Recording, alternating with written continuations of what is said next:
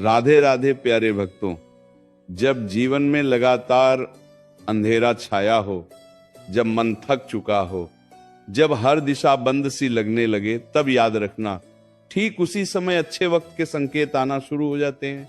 श्री कृष्ण कहते हैं परिवर्तन कभी शोर मचाकर नहीं आता, वह पहले भीतर से दस्तक देता है, बहुत धीरे, बहुत गहराई से। तुम अगर ध्यान से अपने मन, अपने विचार, अपने अनुभवों को देखो तो समझ जाओगे कि अब समय बदलने वाला है। सबसे पहला संकेत यह होता है कि तुम्हें अकेलापन महसूस होने लगता है। भीड़ में भी मन खाली खाली सा लगता है। पहले जो बातें तुम्हें खुश कर देती थी, अब उनमें रस नहीं रहता। जो लोग बहुत अपने लगते थे, उनसे दूरी बनने लगती है। घबराओ मत, ये अलगाव दंड नहीं है, ये तैयारी है। श्री कृष्ण कहते हैं जब आत्मा को ऊंचाई पर ले जाना होता है, तब उसे कुछ समय के लिए अकेला किया जाता है, ताकि वो बाहरी शोर से मुक्त होकर अपनी असली शक्ति को पहचान सके। दूसरा संकेत ये होता है कि जीवन में रुकावटें बढ़ जाती हैं। हर काम में देर, हर रास्ते में अड़चन, हर कोशिश के बाद भी परिणाम नहीं मिलता। मन पूछता है मैं सही होकर भी क्यों हार रहा हूं। यही वह क्षण है जहां गीता का सार छुपा है। श्री कृष्ण कहते हैं जब भाग्य का पहिया घूमने वाला होता है तो पुरानी व्यवस्था टूटने लगती है। जो चीजें तुम्हें बांध कर रखी थी वे अपने आप ढहने लगती हैं। ये विनाश नहीं, ये पुनर्निर्माण है। तीसरा संकेत, तुम्हारा मन भीतर की ओर जाने लगता है। पहले तुम दुनिया को बदलना चाहते थे, अब खुद को समझना चाहते हो। पहले तुम सवाल बाहर पूछते थे, अब उत्तर भीतर खोजते हो। ये बहुत बड़ा संकेत है, क्योंकि अच्छा वक्त केवल बाहरी सुख लेकर नहीं आता, वो पहले भीतर स्थिरता लाता है। श्री कृष्ण कहते हैं जिसके भीतर शांति जाग जाती है, उसके बाहर की लड़ाइयां अपने आप समाप्त होने लगती हैं। एक और संकेत आता है, पुराने दुख फिर से याद आने लगते हैं। जिन बातों को तुम भूल चुके थे वे अचानक मन में उभर आती हैं। पुराने घाव, पुराने अपमान, पुराने दर्द। डरना मत, ये मन की सफाई है। जैसे घर में दीप जलाने से पहले धूल हटाई जाती है, वैसे ही अच्छे समय से पहले मन पुराने बोझ को बाहर निकालता है। ये पीड़ा नहीं, ये मुक्त होने की प्रक्रिया है। धीरे धीरे तुम्हें यह भी महसूस होगा कि तुम्हारी सहन शक्ति बढ़ गई है। जो बात पहले तुम्हें तोड़ देती थी, अब वही बात तुम्हें शांत कर देती है। लोग वही हैं, परिस्थितियां वही हैं, पर तुम्हारी प्रतिक्रिया बदल गई है। समझ लो, अब तुम भीतर से मजबूत हो रहे हो। श्री कृष्ण कहते हैं जब व्यक्ति प्रतिक्रिया देना छोड़ देता है और समझना शुरू कर देता है, तब उसका उत्कर्ष निश्चित हो जाता है। एक गहरा संकेत यह भी है कि तुम्हें अनजानी सी आशा महसूस होने लगती है। बिना कारण मन कहता है सब ठीक होगा। भविष्य स्पष्ट नहीं है, फिर भी डर नहीं लगता। यही विश्वास गीता की आत्मा है।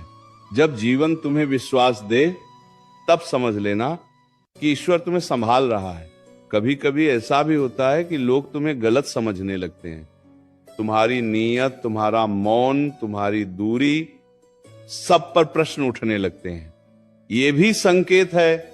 श्री कृष्ण कहते हैं जब तुम्हारा स्तर बदलने लगता है, तब पुराने दृष्टिकोण वाले लोग तुम्हें समझ नहीं पाते।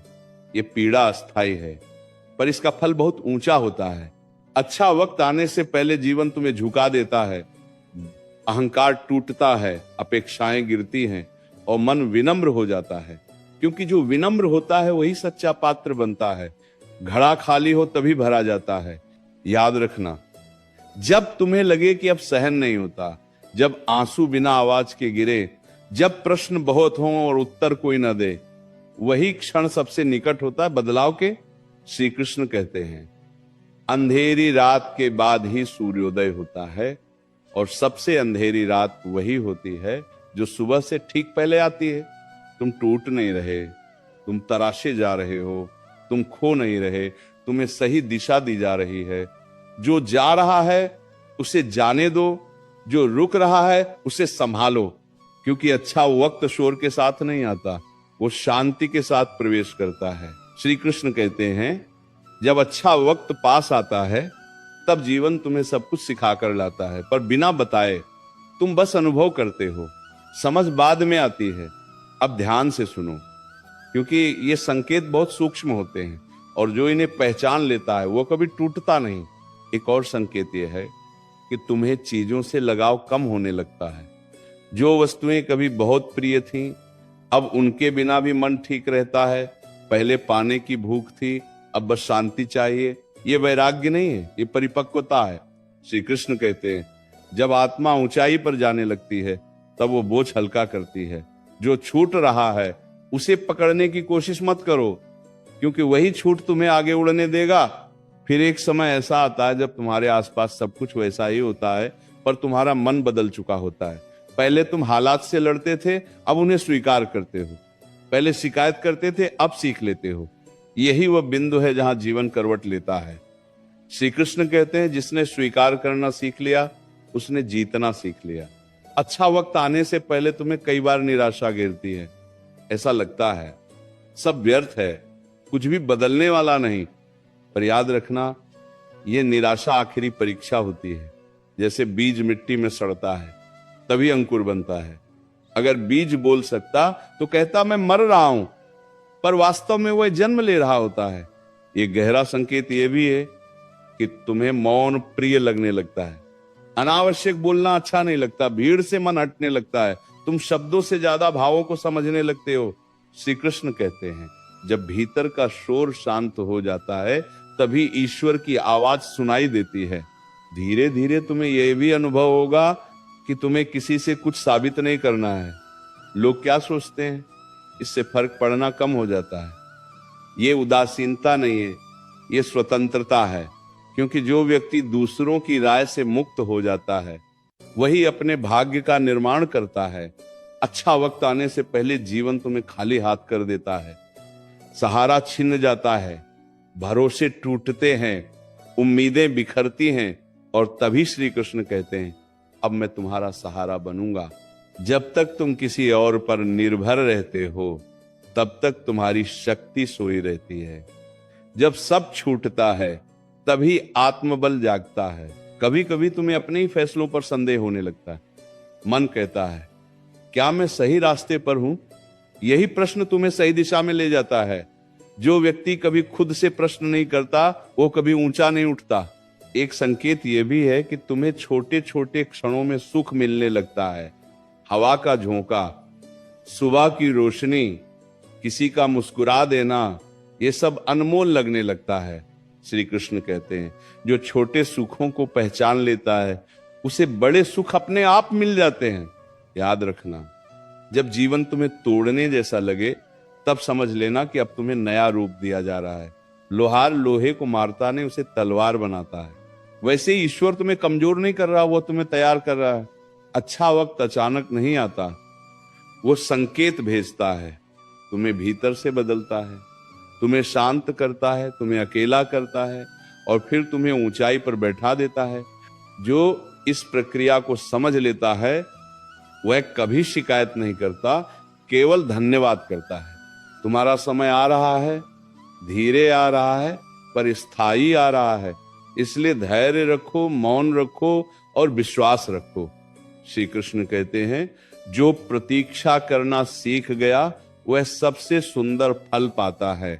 अब सुनो, क्योंकि यहां से वे संकेत शुरू होते हैं जिन्हें लोग अक्सर समझ नहीं पाते और बाद में कहते हैं, काश उस समय पहचान लिया होता। श्री कृष्ण कहते हैं, अच्छा वक्त आने से पहले जीवन तुम्हें धीरे धीरे अंदर से खाली करता है, ताकि जो आने वाला है वह पूरा उतर सके। एक गहरा संकेत ये होता है कि तुम्हें बार बार ऐसा महसूस होने लगता है कि तुम जैसे पहले वाले तुम नहीं रहे। पुराने स्वभाव, पुरानी आदतें, पुराने क्रोध सब कमजोर पड़ने लगते हैं। कभी कभी तुम्हें खुद पर ही आश्चर्य होता है, ये मैं ही हूं जो पहले गुस्से से भर जाता था, अब शांत कैसे रह पा रहा हूं। यही वह परिवर्तन है जो आने वाले उजाले की घोषणा करता है। अच्छा वक्त आने से पहले मन में एक अजीब सी थकान आती है। शरीर काम कर रहा होता है पर आत्मा विश्राम चाहती है। ये आलस्य नहीं है, ये संकेत है कि तुम बहुत कुछ सह चुके हो और अब तुम्हें नई ऊर्जा मिलने वाली है। श्री कृष्ण कहते हैं, जब आत्मा विश्राम मांगती है तब वो अगले चरण की तैयारी कर रही होती है। तुम ये भी अनुभव करोगे कि तुम्हें झूठ, दिखावा और बनावट से चिढ़ होने लगी है। जो बात सीधी नहीं है वह सहन नहीं होती। ये कठोरता नहीं है, यह शुद्धता की ओर यात्रा है। क्योंकि जो व्यक्ति सत्य से जुड़ जाता है उसके जीवन में स्थायी सुख आता है। एक और संकेत है, तुम दूसरों की पीड़ा जल्दी महसूस करने लगते हो। पहले अपने दुख ही भारी लगते थे, अब किसी और के आंसू भी भीतर तक चुभते हैं। ये कमजोरी नहीं है, ये करुणा का जन्म है।